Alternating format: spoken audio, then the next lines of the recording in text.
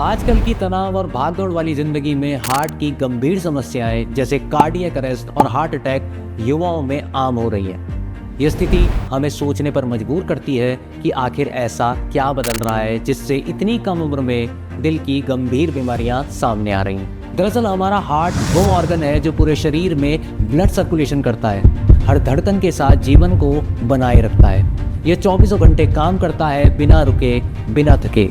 लेकिन आजकल एक चिंताजनक स्थिति उभर रही है, खासकर कि युवाओं में, जिनके दिल को लंबे समय तक स्वस्थ और मजबूत रहना चाहिए, वे अचानक कार्डियक अरेस्ट का शिकार हो रहे हैं। आखिर क्या कारण है कि इतनी कम उम्र में उनकी जीवन की धड़कनें थम जा रही हैं? पहले हार्ट अटैक को बुजुर्गों की समस्या माना जाता था, लेकिन अब यह समस्या कम उम्र के लोगों को भी अपना शिकार बना रही है। क्या बदलते लाइफस्टाइल की वजह से ऐसा हो रहा है या इसके पीछे कुछ बायोलॉजिकल कारण है? आइए इस समस्याओं को थोड़ी गहराई से समझते हैं कि क्यों आजकल युवाओं को दिल की बीमारियों का सामना करना पड़ रहा है। सबसे पहले समझते हैं दिल की संरचना को कि आखिर ये काम कैसे करता है। हार्ट हमारे शरीर का सबसे महत्वपूर्ण अंग है जो बिना रुके खून को पूरे शरीर में पंप करता है। इसे एक मजबूत मसल्स माना जाता है जो दिन रात लगातार काम करता है।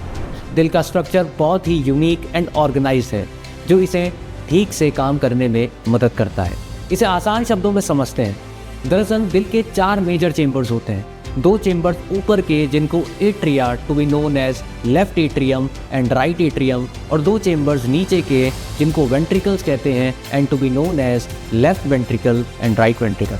असल में दिल एक पंप की तरह काम करता है जो पूरे शरीर में ऑक्सीजन से भरपूर खून भेजता है। इसका काम कुछ इस तरीके से होता है। राइट एट्रियम में शरीर से ऑक्सीजन रहित यानी ऑक्सीजन डिप्लीटेड खून आता है।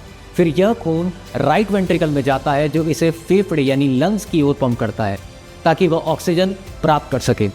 जब खून ऑक्सीजन प्राप्त कर लेता है तो वह लेफ्ट एट्रियम में वापस आता है।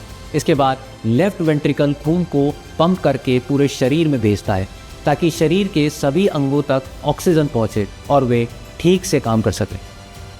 दिल के अंदर 4 महत्वपूर्ण वाल्व होते हैं जो यह सुनिश्चित करते हैं कि खून सही दिशा में बहे। यह वाल्व दरवाजे की तरह काम करते हैं जो खून को एक दिशा में जाने देते हैं और वापस आने से रोकते हैं।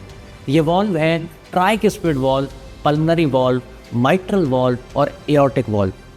अब आपको बताते हैं कि हमारी हार्ट बीट एक इलेक्ट्रिकल सिस्टम के जरिए नियंत्रित होती है। दिल में एक खास हिस्सा होता है जिसे सिनोट्रियल नॉड कहा जाता है। इसे दिल का एक प्राकृतिक पेसमेकर यानी कि नेचुरल पेसमेकर भी कहा जाता है। यह नॉड इलेक्ट्रिकल सिग्नल भेजता है जिससे दिल की मांसपेशियां सिकुड़ती हैं और खून पंप होता है। हर बार जब यह सिग्नल भेजा जाता है दिल धड़कता है।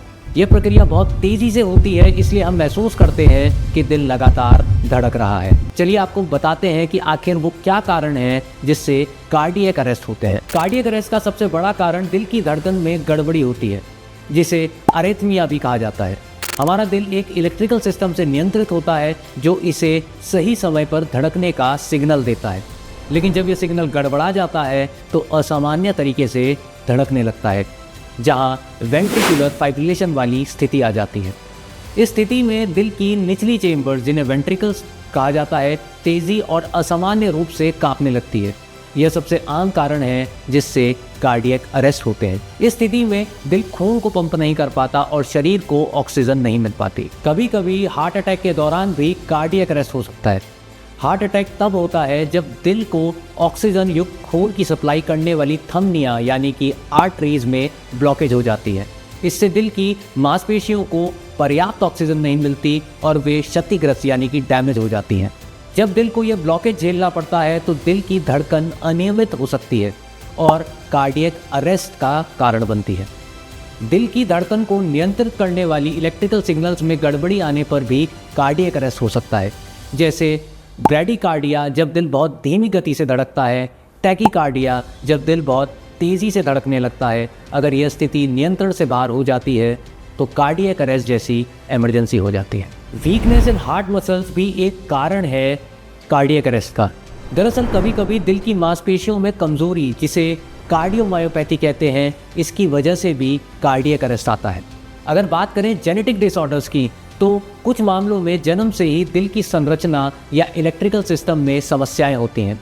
हाइपरट्रॉफिक कार्डियोमायोपैथी जैसी जेनेटिक डिजीज़ में दिल की मांसपेशियां असामान्य रूप से मोटी हो जाती हैं, जिससे कि कार्डियक अरेस्ट का खतरा बढ़ने लगता है।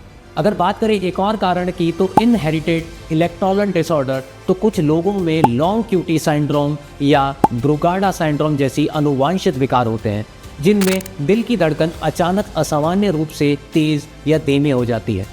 यह दिल की इलेक्ट्रिकल प्रणाली में गड़बड़ी के कारण होता है और कार्डियक अरेस्ट का कारण बन सकता है। ड्रग्स या स्टेरॉइड्स का सेवन, कुछ लोग मसल्स बनाने के लिए स्टेरॉइड्स का सेवन करते हैं या नशे की आदत के कारण ड्रग्स लेते हैं।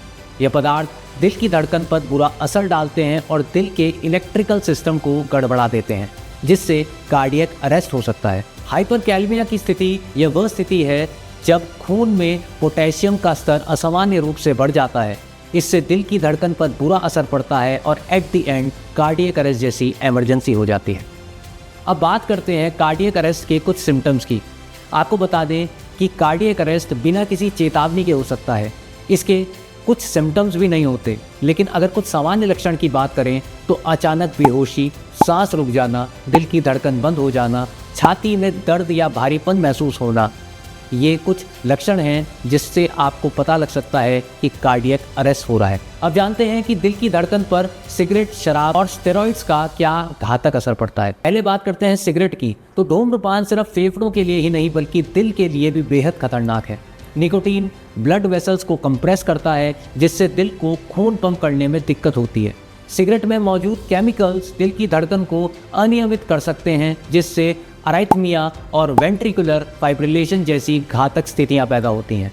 ये दिल की निचली चेंबर्स को इतनी तेज़ी से धड़कने पर मजबूर करती हैं कि दिल खून पंप करना ही बंद कर देता है, जिससे कार्डियक अरेस्ट जैसी स्थिति बन सकती है। अब बात करते हैं शराब की। तो अत्यधिक शराब का सेवन दिल की मांसपेशियों को कमज़ोर कर देता है।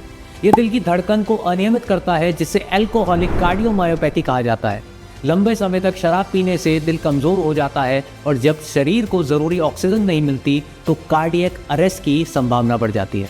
शराब का सीधा असर ब्रैडीकार्डिया यानी कि धीमी धड़कन या टैकीकार्डिया यानी कि तेज़ धड़कन पर होता है, जो दिल के लिए घातक साबित हो सकता है। सबसे आखिरी, जिम स्टेरॉइड्स। जैसा कि पहले बताया आपको, मसल्स बनाने की जल्दी में स्टेरॉइड्स का गलत उपयोग आजकल एक आम समस्या बन गई है। हार्मोनल असंतुलन पैदा करते हैं, बल्कि ये दिल की मांसपेशियों पर अतिरिक्त दबाव भी डालते हैं। इसका नतीजा होता है कि दिल की मांसपेशियों का मोटा या कमज़ोर हो जाना, जिसे हाइपरट्रॉफिक कार्डियोमायोपैथी कहा जाता है। यह स्थिति दिल की पंपिंग क्षमता को कम कर देती है, जिससे दिल की धड़कन अनियंत्रित हो जाती है और कार्डियक अरेस्ट का खतरा बढ़ जाता है। आजकल कार्डियक अरेस्ट एक गंभीर समस्या बनती जा रही है, लेकिन कुछ सरल उपाय अपनाकर हम इससे खुद को बचा सकते हैं। सबसे पहले सिगरेट और शराब जैसी आदतों से दूरी बनाकर रखें, क्योंकि ये दिल की सेहत के लिए बेहद खतरनाक है। संतुलित आहार जिसमें फल, सब्जियां, नट्स और ओमेगा 3 फैटी एसिड शामिल हो, दिल को स्वस्थ रखने में मदद करता है।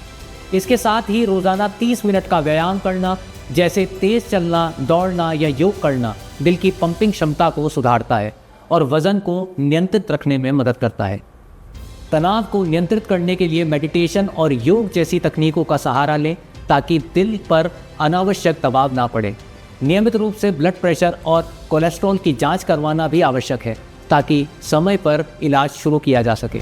पर्याप्त नींद लेना, रोज़ाना पानी पीना और डॉक्टर से नियमित जांच करवाना आपके दिल की सेहत के लिए बेहद ज़रूरी है। CPR जैसी जीवन रक्षक तकनीक सीखकर आप न केवल अपनी सुरक्षा कर सकते हैं, बल्कि आपातकालीन स्थिति में दूसरों की भी जान बचा सकते हैं। इन सभी उपायों को अपनाकर हम न केवल अपने दिल को सुरक्षित रख सकते हैं, बल्कि एक स्वस्थ और लंबा जीवन जीने की दिशा में कदम बढ़ा सकते हैं। ध्यान रखें, एक मजबूत दिल ही जीवन का आधार है और इसे सुरक्षित रखना हमारी जिम्मेदारी।